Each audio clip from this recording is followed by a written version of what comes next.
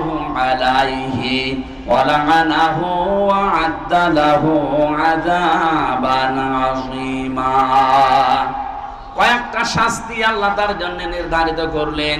এক নম্বরে প্রতিদান পুরস্কার জাহান্নাম, 2 নম্বরে চিরকাল থাকবে, 3 নম্বরে আল্লাহ রেগে থাকবে, 4 নম্বরে আল্লাহ লানত বর্ষণ করবে, 5 নম্বরে যন্ত্রণাদায়ক আযাবের ভেতরে রাখবে। বলেন নাউজুবিল্লাহ। এখন প্রশ্ন হচ্ছে এরা কয় বছর পরে বের হয়ে আসবে নাকি? বলেন। সূরা জুমারের 20 নম্বর আয়াত, আফামান হাক্কা আলাইহি কালিমাতুল আযাব আফা আনতা তুনকিযু মান ফিন্নার।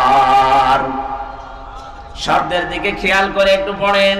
আফা আনতা, আফামান হাক্কা আলাইহি কালিমাতুল আযাব, যার উপরে আপনার প্রতিপালকের আযাব নির্ধারিত হয়ে গেছে, ফায়সালা হয়ে গেছে যে জাহান্নামে যাবে। আফা আনতা, নবী আপনি কি পারবেন তুনকিযু মান ফিন্নার, ওই লোকটাকে আগুন থেকে বের করে নিয়ে আসতে? কে বলছেন? কাকে বলছেন? আমি মনে হয় বোঝাতে পারিনি। এই যে কথাটা আল্লাহ বলছেন নিজে, কাকে বলছেন? নবীজিকে। আফা আনতা, সরাসরি হে নবী আপনি পারবেন তুনকিযু মান ফিন্নার, ওই লোকটাকে জাহান্নাম থেকে বের করে নিয়ে আসতে আপনি পারবেন? তার মানে আপনিও পারবেন না। এটা প্রশ্নবোধক চিহ্ন, ইন্টারগেটিভ সেন্টেন্স এটা। নবীজিকে যদি আল্লাহ কথা বলতে পারে, কিসের হামজা আর হামজার বাবা বলেন তো?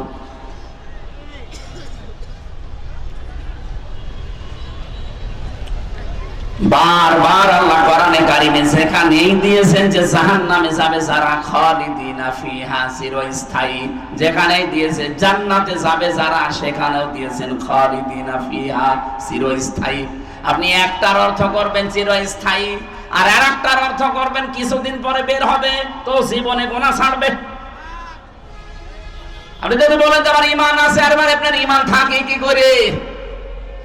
আল্লাহর নিষিদ্ধ কাজকে যারা বৈধতা দেয়, সঙ্গে সঙ্গে তারা বেঈমান হয়ে যায়। এই কথা বলছেন যে 10টা কারণে মানুষের ঈমান নষ্ট হয়ে যায়, ভেঙে যায়। ওযু করলে যেমন 7 কারণে ওযু ভেঙে যায়, নামাজ পড়লে যেমন 19 কারণে নামাজ ভেঙে যায়, মুসলমানের ঈমান যাদের আছে, ঈমানও 10টা কারণে ভেঙে যায়। অথচ ঈমান যে ভেঙে যায়, নষ্ট হয়ে যায়, অনেকে জানেই না। এর 9 নম্বরের পয়েন্টে আমি পেয়েছি, যারা আল্লাহর নিষিদ্ধ কাজকে বৈধ মনে করে তাদের ঈমান হয় আবু জাহেলের মতো। আমি আশা করি বোঝাতে পেরেছি। আবু জাহেলের মতো যদি আপনিও জাহান্নামে যান, ও কি 5 বছর পরে বের হয়ে আসবে? ও যদি না আসে, আপনি আসবেন কি করে?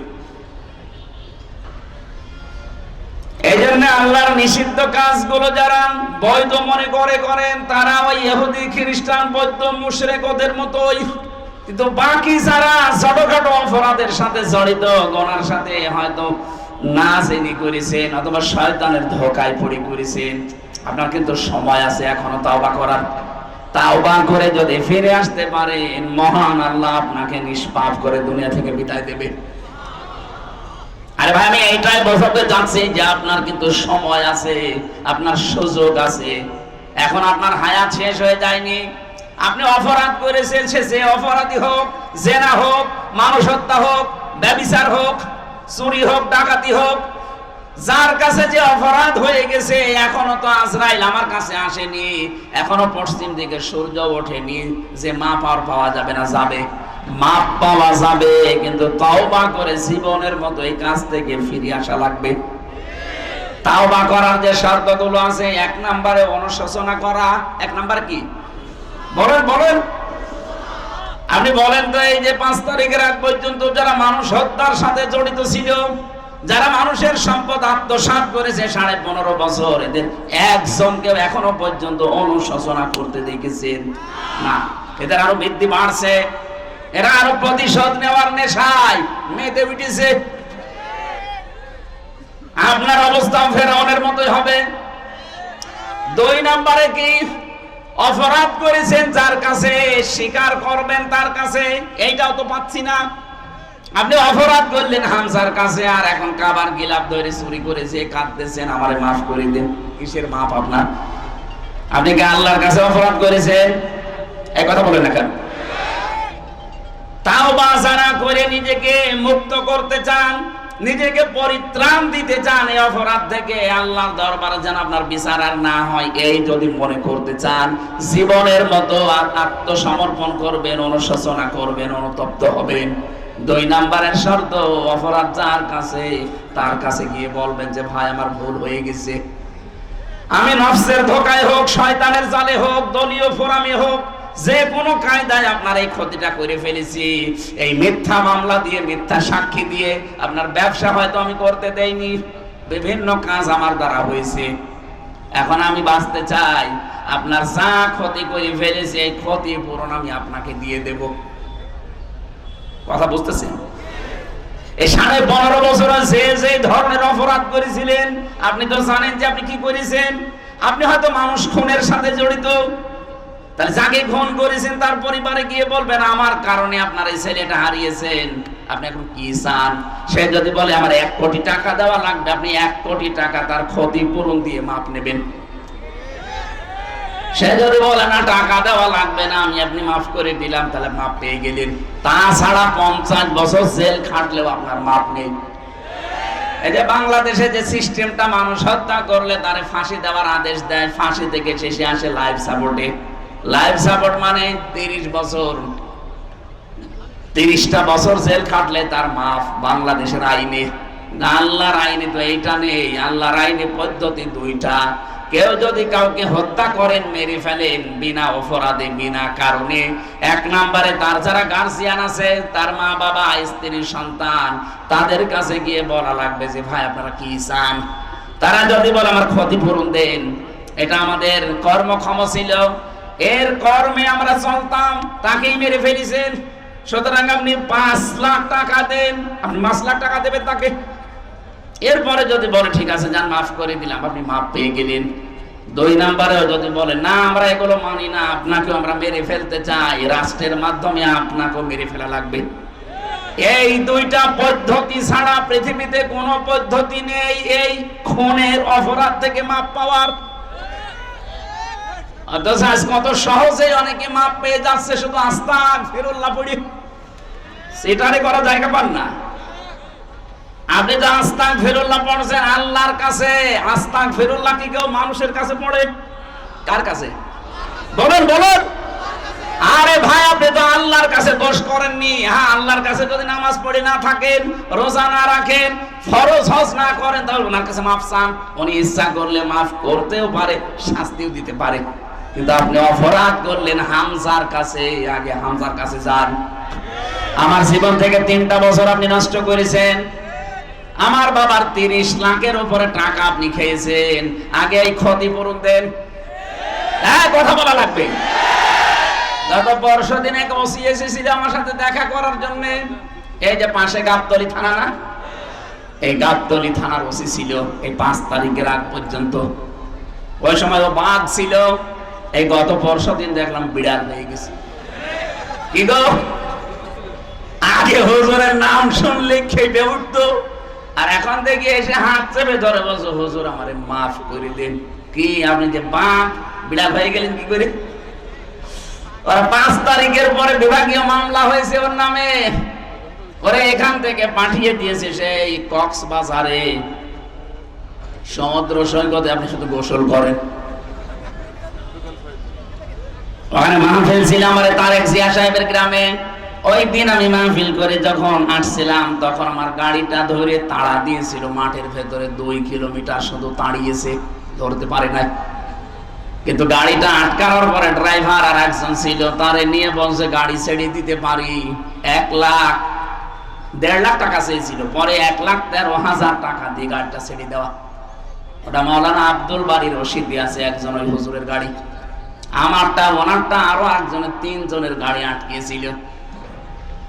এই দিন এসে এই সিরাজগঞ্জ গোল চত্বরে এসে দেখা করে বলছে হুজুর আমারে মাফ করে দিন। আমি মাফ করে দিতে পারি, আমার অসুবিধা নেই মাফ করতে, কিন্তু আগে টাকা ফেরত দিন। হ্যাঁ, অসুবিধা নেই, আপনি টাকা ফেরত দেন, মাফ নিয়ে চলে যান। টাকা দেবেন না, শুধু মাফ করে দেন, ইয়ার কি মারা জায়গা পান না? 15.5 বছরে আপনার জন্য কত মানুষ এই বাজারে ব্যবসা করতে পারে নাই? কত মানুষকে বিনা কারণে মিথ্যা মামলা দিয়ে ধরিয়ে দিয়েছেন, মিথ্যা সাক্ষী দিয়ে জেল খাটিয়েছেন। এখন যে যদি মাফ করে দেন, কিসের মাফ? এই যে ক্ষতি করে দিলেন 10 লাখ টাকার আগে টাকা ফেরত দেন। আমি তো মাফ করব তখন যখন আমার বাবার 30 লাখ টাকা পাবো, আর 3 বছর আপনি জেলে থাকবেন। আমরা সবাই এরকম মাফ চাই না? তাহলে বাংলাদেশ ভালো হবে। আগামীতে যারা চেয়ারে বলবে দরকার নেই, শুধু আস্তাগফিরুল্লাহ হবে না, টাকা ফেরত দেওয়া লাগবে ওসির মতো।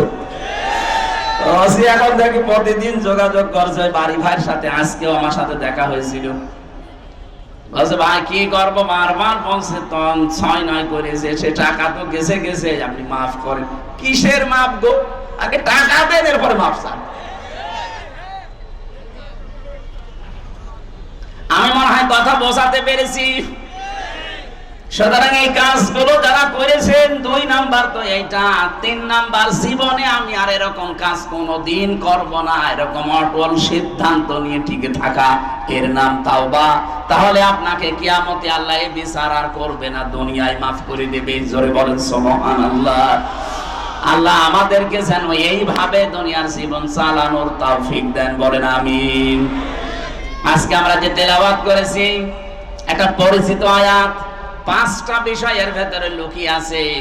আমরা তাফসীর আকারে ওই 5টা বিষয়ের সামনে খোলাসা করব, তাহলে বুঝবেন যে আয়াতের উপরে আপনি আছেন কিনা। সূরা বাকারা 208 নাম্বার আয়াত। আজকের বাংলা অর্থ হচ্ছে প্রবেশ করো। কি করো? বলেন বলেন। কোথায় প্রবেশ করবেন? থানাতে, হ্যাঁ, আদালতে, এই স্কুলে। কোরআনে কারীম বলছে ইয়া আইয়ুহাল্লাযীনা আমানু, ও যারা ঈমানের দাবি করো তাদেরকে বলছি, উদখুলু ফিস-সিলমি কাফা, তোমরা ইসলামে প্রবেশ করো পরিপূর্ণভাবে। আংশিক না, অর্ধেক না, পরিপূর্ণভাবে প্রবেশ করো। ওয়ালা তাত্তাবিউ খুতুওয়াতিশ শাইতান, শয়তানের পদাঙ্ক অনুসরণ করবা না। ইন্নাহু লাকুম আদুউম মুবিন, অবশ্যই সে তোমাদের সকলের প্রকাশ্য শত্রু। এটা বাংলা অর্থ ছিল। এবার আসেন আয়াতের ব্যাখ্যায় যাচ্ছে। এই পৃথিবীর ময়দানে কোন মানুষ যদি চায় যে আমি ইসলামে পরিপূর্ণ প্রবেশ করতে চাই, আমাকে আসলে পরিপূর্ণ প্রবেশ করা হয়েছে, ও যদি মনে করতে চায় দেখি আমি পরিপূর্ণটা করেছি কিনা, তাহলে 5টা বিষয় যদি আপনার এই বাস্তব জীবনে থাকে, আপনি বিশ্বাস করবেন হ্যাঁ আমার পরিপূর্ণ প্রবেশ হয়েছে। 1 নম্বরে আত্মসমর্পণ। 1 নম্বর কি? 1 নম্বরে আপনাকে আত্মসমর্পণ করা লাগবে। 2 নম্বরে ইখলাস। 3 নম্বরে লেনদেনের মুআমালাত, মুআশারাত যেটা বলা হয়, এটা আপনার ঠিক থাকা লাগবে। 4 নম্বরে বিশুদ্ধ আকীদা লাগবে। 5 নম্বরে উত্তম চরিত্র লাগবে। এবার আসেন এই 5টা বিষয় যদি আপনার জীবনে মেনে নিতে পারেন, তাহলে আপনি বিশ্বাস করতে পারেন যে হ্যাঁ এই আয়াত আমি মানতেছি, আমি ইসলামে পরিপূর্ণ প্রবেশ করেছি। আর যদি দেখেন না 4টা আছে, 1টা নেই, তাহলে এখন আপনি ইসলামে পরিপূর্ণ প্রবেশ করেননি, এই আয়াত আপনার মানা হয়নি। কিয়ামতে এই আয়াতই আপনার বিরুদ্ধে দাঁড়াবে। বলেন নাউজুবিল্লাহ। এখন যে আদেশগুলো আসতেছে, আদেশগুলো কার? আরো জোরে বলেন কার? আল্লাহ পাক আদেশ দিচ্ছেন প্রথমে আত্মসমর্পণ করো। এটা কার কাছে করবেন, কিভাবে করবেন? আমাদেরকে যিনি শিখিয়েছেন, এটা সূরা বাকারা 131-32 নম্বর আয়াতে এই তথ্যগুলো আছে। রব্বুল আলামিন বলেন, ইদ ক্বালা লাহু রাব্বুহু আসলিম ক্বালা আসলামতু লিরাব্বিল আলামিন। সন্তানেরা শেখে তার বাবার কাছ থেকে, তার দাদার কাছ থেকে। আমরা যেহেতু এই পৃথিবীতে হযরতে আদম আলাইহিস সালাম আমাদের আদি পিতা, আর আমাদের জাতির পিতা ইব্রাহিম, কথা বলেন না কেন? মুসলিম জাতির পিতাকে আমাদের বাবা তিনি, সেই হিসাবে আমরা মুসলিম জাতির পিতা হিসাবে ইব্রাহিমকে যারা মেনে নিয়েছি, তাদের অবশ্যই উচিত তাদের বাবার কাছ থেকে আত্মসমর্পণ শেখা। তিনি গাছের মাথায় বসে কোড়াল দিয়ে কাঠ কাটছিলেন, আল্লাহ পাক ফেরেশতা পাঠিয়ে বললেন, আসলিম ইয়া ইব্রাহিম, হে ইব্রাহিম আত্মসমর্পণ করো। তিনি ওখান থেকেই বলেছিলেন, মাবুদ এই জায়গায় আত্মসমর্পণের কি আছে?